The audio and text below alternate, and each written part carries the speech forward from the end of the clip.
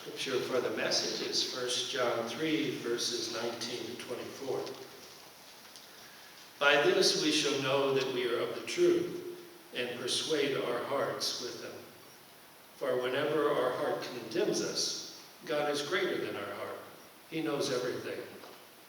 Beloved, if our heart does not condemn us, we have an openness with God, and whatever we ask, we receive from him, because we keep his commandments, and we do the pleasing things before him.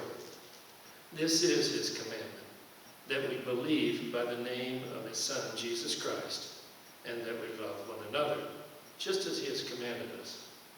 Whoever keeps his commandments abides in Jesus, and Jesus in him. By this we know he abides with us, by the Spirit whom he has given us. May God add his blessing to the reading of his word.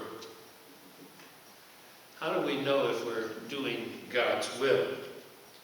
Well, if our heart does not convict us, or if we want to use a phrase that Paul uses, if our conscience is not shipwrecked, so damaged that we think that evil is good. If that's the case, God will work through our conscience, and he will show us if we're starting to stray from the right path. Then God will point us to Jesus. We'll call on him, and we'll ask him to work through our actions. And as we do that, in John's words, we'll persuade our hearts before him and know that we are indeed serving God's will. That's what our text is lifting up for us, as John starts by saying, we are from the truth. We'll know that we're on the right path, and we'll persuade our hearts if these two conditions occur. First, if our heart convicts, God is greater than our hearts, he says. The convicting is showing us that we're leaning towards the wrong direction. We're starting to do something wrong, and the convicting is not in order to condemn us, but it's in order to redirect us to do what in a couple of verses he'll say is believe by the name of his Son Jesus. Believing by Jesus and not by ourselves. That's the God is greater than our hearts. And then Jesus will lead us to love one another, as it says in a couple of verses. Whenever we do this, the second condition is met. If our heart does not convict, we have an openness towards God, and whatever we ask, we receive.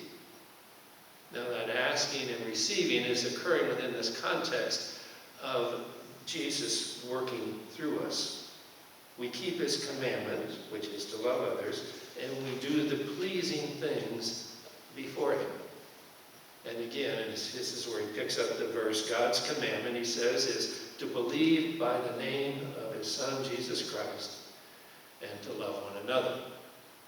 So we don't believe in ourselves, we believe not just in Jesus, but we believe by Jesus and Jesus' power. And he leads us to love others. That's how we abide in Jesus, and Jesus abides in us. Jesus comes by his Spirit and works through our lives. So basically, I think what he's saying here is a God who already loves us is showing us now how to love others. When he leads us first, it's to convict us, but only then later to persuade our hearts so that we abide in Jesus and Jesus in us.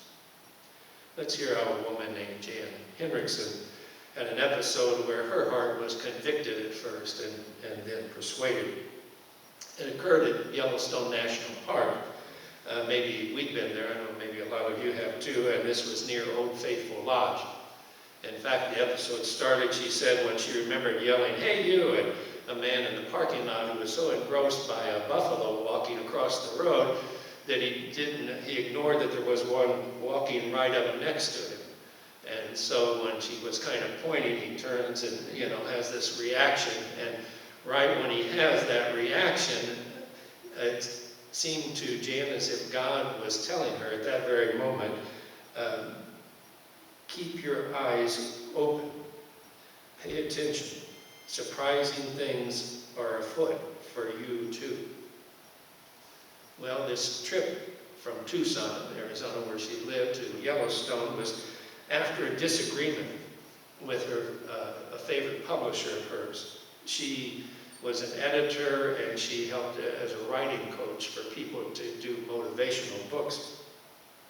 And they had this big disagreement, so that started to make her doubt. Well, Lord, is this what you're wanting me to do with my life?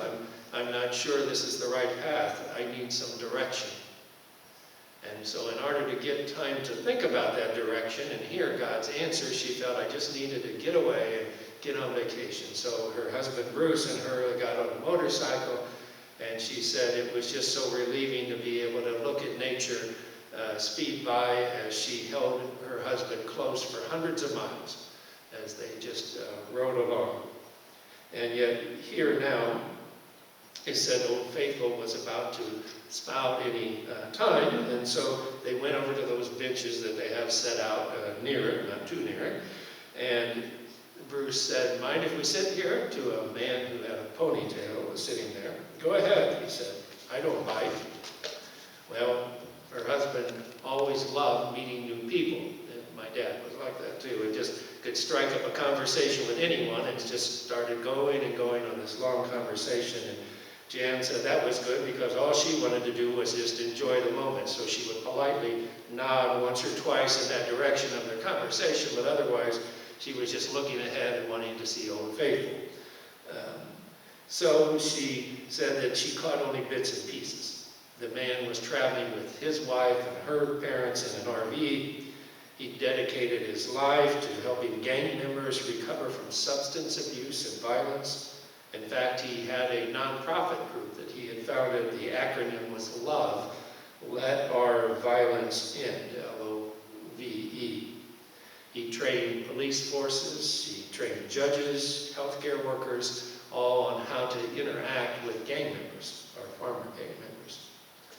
And as she was hearing that part, as Jan did one of her nods towards that direction, she kind of heard God saying to her, get his car.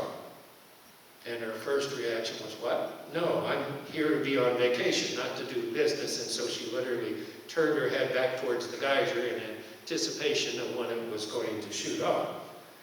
But the conversation kept going between the man and her husband, and as he described his work more and more, and it got so bad as she just tried not to pay attention to it, that when the geyser eventually went off, she pretty much missed it, because all she kept hearing in her head was, get his car, get his car. That's why you're here, get his car. And so she finally decided this was something she had to do, and so as soon as the geyser went back down again, she said she pretty much just blurted out, I'm a writer, could I have your car? The man said he looked dumbstruck. And then after a moment, tears filled his eyes. His face reddened. I'm sorry, he said as he started wiping his face. I've been praying for the last 2 weeks to meet a writer. That's what she does, Bruce said. The man went on, people are telling me all the time to write, and I feel so lost. I just don't know where to start. I'll go anywhere in the country to tell you my story, whatever it takes. So Bruce started describing to him about how she would nurture books into completion as she edited and coached the authors through them. She was surprised to know that Bruce paid attention that much to her own work, but then suddenly it dawned on her that God was answering her prayer for direction. At the same time, he was answering this man's prayer. If our heart convicts us, God is not condemning us, but he's simply showing us that we're being tempted to stray from loving others. So let us believe not in ourselves, but believe by the name and power of Jesus. And he will lead us to love others. And then we will be able to persuade our hearts that we are indeed